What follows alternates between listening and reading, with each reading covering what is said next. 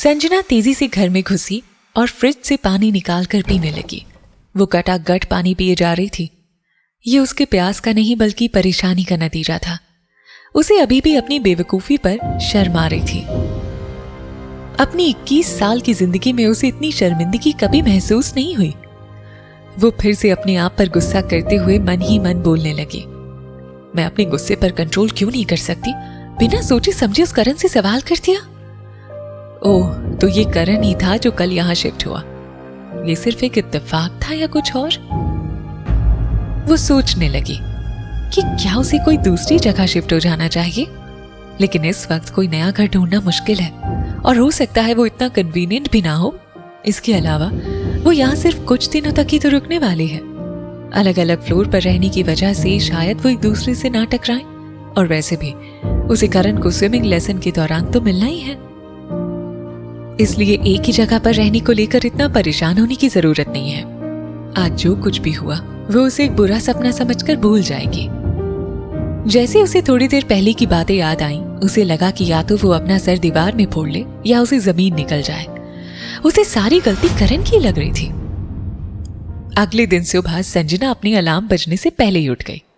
सुबह के 6 बजे ये उसका क्लब जाकर प्रैक्टिस करने का टाइम था, लेकिन वो क्लब नहीं गई। वो अभी भी हल्की परेशान लग रही थी। वो अपने घर का सारा काम खत्म करने लगी। 10 बजे उसे एक अनजान नंबर से कॉल आया।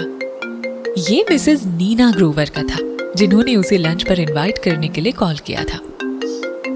हैरान संजना के चेहरे पर बेचैनी के भाव साफ नजर आने लगे।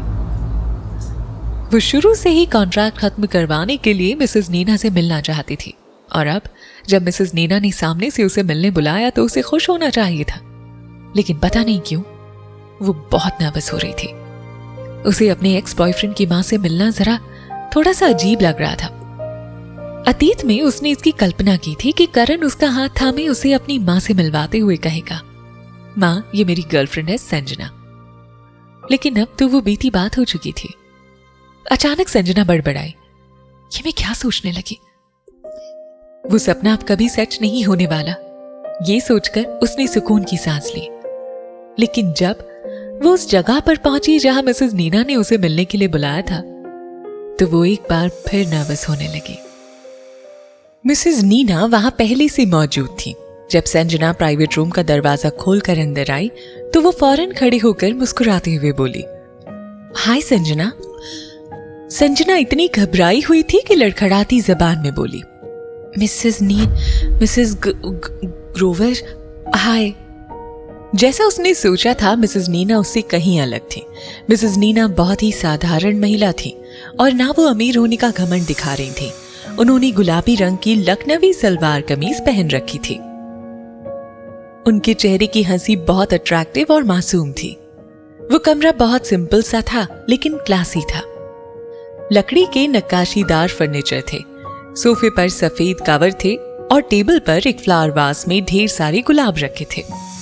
गुलाबों की खुशबू पूरे कमरे में फैली हुई थी। ये कल्पना करना बहुत मुश्किल था कि करण की मां की मुस्कान किसी जवान लड़की से कम नहीं होगी। संजना ने बड़ी अदब से कहा, मेरी वजह से आपको इंतजार करना पड़ा, उसके लिए सॉरी। ओ नहीं, मैं बस अभी अभी पहुंची हूँ, मिसेस नीना ने ये कहते हुए हाथ मिलाने के लिए उसकी तरफ अपना हाथ बढ़ाया। संजना उनके बढ़े हुए हाथ को देखकर हैरत में पड़ गई। वो बस अभी मिले हैं, लेकिन नीना ग्रोवर ऐसे क्यों बिहेव कर रही हैं कि वो दोनों एक दूसरे को पहले से जानते हैं? संजना ने भी घबराते हुए मिसेस नीना से हाथ मिलाया। हालांकि संजना को इन सब की आदत नहीं थी। बैठने के बाद संजना ने अपना हाथ फौरन वापस खींच लिया। एक मेड आकर टेबल पर चाय के कप का ट्रे रख कर गई तो नीना ग्रोवर ने बिल्कुल नॉर्मल बिहेव किया और उसको चाय सर्व करने लगी। संजना ने तुरंत उठकर चाय का कप लिया और कहा, प्लीज मैं अपने से ले लूंगी, आप परेशान मत हो। नीना ग्रोवर ने खुद के कप में चाय डालते हुए कहा, इट्स ऑल राइट, बस तुम आराम से बैठो। उन्होंने अपनी बात जारी रखते हुए कहा, मैंने सुना कि तुम कुछ दिन पहले से मुझसे मिलना चाहती थी। बदकिस्मती से उस वक्त मैं अपने हस्बैंड के साथ गई हुई थी। संजना ने पूरी रिस्पेक्ट के साथ कहा, कोई बात नहीं, इट्स ओके। नीना ग्रोवर ने अपने कप में वापस चाय डालते हुए कहा, कल वापस आने के बाद मुझे मिस्टर मेहता का कॉल आया था उन्होंने मुझे सब कुछ बता दिया। संजना का दिल जोर से धड़कने लगा। उसने ये सोचा ही नहीं था कि नीना ग्रोवर से बात करना इतना आसान होगा। अगर वो उसकी भावनाएं समझकर उसकी बात मान जाएं, तो क्या वो उससे बिना पेनल्टी भरवाए कॉन्ट्रैक्ट खत्म कर देंगे? संजना उलझन में थी कि उसे अपनी बात कैसे शुरू करनी चाहिए, लेकिन इससे पहले कि वो कुछ कह पाती, मिसेस नीना की आवाज उसे सुनाई दी। तुम बहुत अच्छी लड़की हो, बहुत प्यारी और सुंदर भी। तुम्हारे मम्मी पापा बहुत किस्मत वाले होंगे कि उन्हें तुम्हारी जैसी बेटी मिली, जो मेरे सभी बेटों से कहीं ज्यादा अच्छी है। तुम यकीन नहीं करोगी कि मुझे तुम्हारी जैसी बेटी पाने की कितनी ख्वाहिश थी, और मैंने सोचा था कि मुझे चौथी बार जरूर लड़की होगी, लेकिन ऐसा कुछ नहीं हुआ। नीना ग्रोवर ने पूरे दिल से सब कुछ सच कहा था। भले ही वो थोड़ी देर पहले ही मिले हों, पर संजना को परखने के लिए इतना टाइम उनके लिए काफी था। उनकी नजर में संजना खूबसूरत होने के साथ ही अच्छे स्वभाव की लड़की थी, और वो बहुत रिस्पेक्ट के साथ बात कर रही थी। उन्हें ऐसी ही बेटी चाहिए थी जो सबको बहुत प्यार और रिस्पेक्ट दे। संजना मुस्कुराने के सिवा और कुछ नहीं कह पाई। अगर उनकी जगह कोई और होता तो बात कुछ और होती, लेकिन प्रॉब्लम ये थी कि वो उसके एक्स बॉयफ्रेंड की माँ थी। वो उनके सामने आराम से कुछ कह नहीं पा रही थी। उसने आंखें नीचे किए हुए मेन टॉपिक पर बात करना शुरू किया। नीना मैम, वैसे तो मैं कई सालों से स्विमिंग कर रही हूँ, लेकिन मैंने बहुत कम लोगों को सिखाया है। इसके अलावा मिस्टर करण ग्रोवर बहुत ही अलग हैं। मेरी क्षमता के हिसाब से मुझे नहीं लगता कि मैं उन्हें ठीक से सिखा पाऊंगी। क्या आप चाहेंगी? संजना के और आगे बोलने से पहले नीना ग्रोवर ने उसकी बात काटते हुए कहा, नहीं, I want you, and I think तुम बाकी कोचों से कहीं ज्यादा बेहतर हो। उन्होंने हाथ बढ़ाकर संजना का हाथ अपने हाथों में लिया और बोली, मुझे पता है मेरे बेटे को सिखाना इतना आसान नहीं है, उसमें बहुत एटीट्यूड है, लेकिन वो हमेशा से ऐसा नहीं था। वो मेरा सबसे खुश मिजाज बेटा था। ये सुनकर संजना के चेहरे पर असहमति के भाव थे, लेकिन वो चुप रही। उसने मन ही मन कहा, खुश मिजाज बेटा? किसी एंगल से तो ऐसा नहीं लगता। उसके लिए इन दो शब्दों को करण से मैच करना नामुमकिन था। जिस करण को वो जानती थी, वो हमेशा से घमंडी और रूखे नेचर का था। बहुत ज्यादा गुस्सा आने पर भी वो अपने गुस्से को काबू करके बस खड़ूस वाले एक्सप्रेशंस के साथ शांत खड़ा रहता था। नीना ग्रोवर ने करण के बारे में बताना शुरू किया। जब करण हाई स्कूल में था, वो पानी में डूबते डूबते बचा था। किसी ने उसको बचा लिया था। उसने आज तक पानी में गिरने की वजह नहीं बताई, लेकिन उसके बाद से उसकी पर्सनालिटी बिल्कुल बदल गई। डॉक्टर्स ने कहा कि इसे PTSD कहते हैं, जो कोई स्ट्रेस डिसऑर्डर है।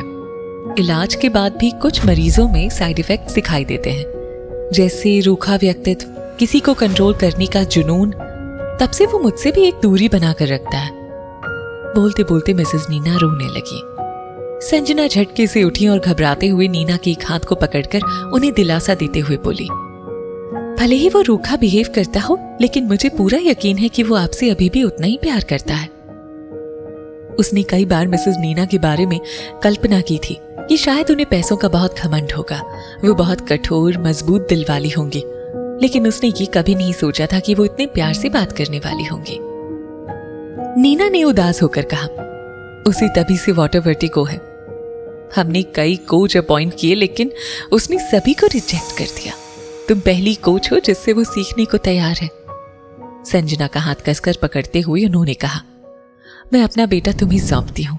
प्लीज प्लीज उसे अच्छे से सिखाओ और उसको अपने वाटर वर्टिगो से बाहर आने में उसकी हेल्प करो। उनको देखकर संजना को ऐसा लगा कि वो एक बार फिर रोने वाली हैं। भले ही वो उम्र में बड़ी हो, लेकिन वो अभी भी खूबसूरत लगती थी। संजना किसी को अपने सामने रोते हुए नहीं देख सकती थी। उसने अनजाने में हाँ कह दिया। अचानक जब उसे एहसास हुआ कि वो किस बात के लिए हामी भर रही है, तो उसने तुरंत ना में सिर हिलाते हुए कहा, आई कांट। भले ही वो कोचिंग के लिए मान गया हो, लेकिन वो पानी में जाने के लिए बिल्कुल तैयार नहीं है। वो अभी भी मना कर रहा है। यहाँ बस इतना ही। आगे की कहानी जानने के लिए सब्सक्राइब करें पॉकेट FM चैनल को और बेल क्लिक करके अगले एपिसोड का नोटिफिकेशन पाएं। लेकिन आप सारे एपिसोड अभी सुनना चाहते हैं तो डाउनलोड करें हमारा pocket FM app. Link description में है, जहां आप पाएंगे इस शो के सारे एपिसोड्स और साथ ही इसके जैसे और भी बेहतरीन शोज। तो देर किस बात की, अभी डाउनलोड करें पॉकेट एफएम ऐप।